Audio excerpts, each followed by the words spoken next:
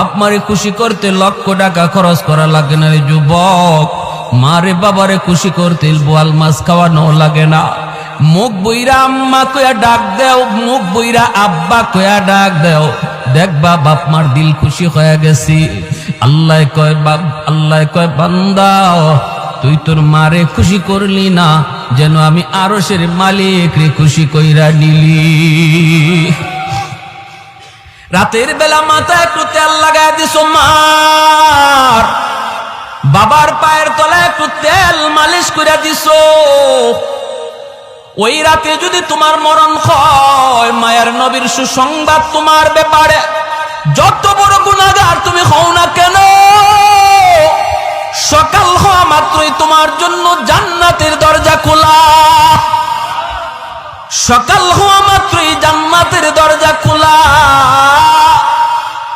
আর একজন যদি জীবিত থাকে, একজনকে খুশি করো, একটা জান্নাতের দরজা তোমার জন্য খোলা। এরপরে নবী বলেন, আমান আসবাহা আসিয়ান লিল্লাহি ফি ওয়ালিদাইহি আসবাহা লাহু বাবান মাফতুহান মিনান নার। আর যদি কোনো সন্তান রাতের বেলা মারে কষ্ট দেয়, বাবার কলিজায় আঘাত দিয়া রাতে ঘুমায়, অথচ বাবার কাছে মাপ চাইল না, এমন কথা বলল যেই কথায় বাবার কলিজায় লাগছে, মার কলিজায়